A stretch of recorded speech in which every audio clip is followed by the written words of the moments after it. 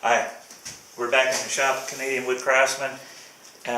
Today I'm building a craftsman style door with a threshold. This is the threshold that I'm working on. It's a two-piece threshold. The overall width of the threshold is about 11 3/4. And so I have to glue it up in two pieces. Normally I don't reinforce glue joints like you see here, but in this particular case, because it's a threshold and it's being installed into a house, the last thing you want is this two-piece threshold coming apart. So so I'm gluing it together with West System epoxy, which is water impervious. That's good. These biscuits, I don't normally use them, and I don't normally like them. One of the reasons I don't like them is people tend to use them in far too many places where they shouldn't be used. Just so happens they do have some very specific applications that are quite good, and this is one of them for reinforcing a joint. What's nice about them is there's lateral alignment. You can shift the pieces laterally to get them to line up. So they're a really good item for reinforcing a glue joint like this. So this is the threshold. It's all glued. It's ready to go together. We're just going to flip this piece over and pop it in place. Hopefully it goes well.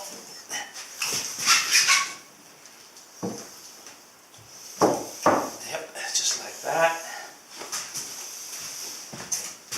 A few clamps up here.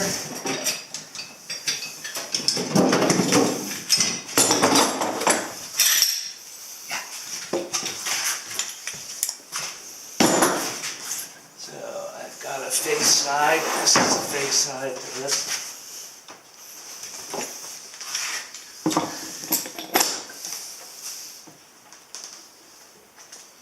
Lined up nice. There's also a little bit of play up and down this way in the biscuit, which is great, because in this case I pre-dressed the two pieces, jointed them, dressed them so they're nice and true and straight, and I prefer not to dress this threshold again if I don't have to. So and when there's only one glue joint, you can usually line it up. If you're gluing up panels and you have multiple glue joints like this to form the panel, you almost have to dress it after the fact, because you can never line up perfectly multiple glue joints, but I find you can on a single glue joint pretty easy. So in this case, that's what I'm doing. So this will, after this threshold dries, I'll be tapering the whole threshold on a I hope to get 7-degree taper. I might not get 7, I might only get 5.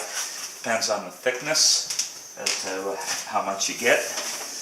But I'll be tapering the whole thing, sloping from the interior edge to the exterior edge. I'll be sloping that down so any rainwater that lands on the threshold runs to the exterior.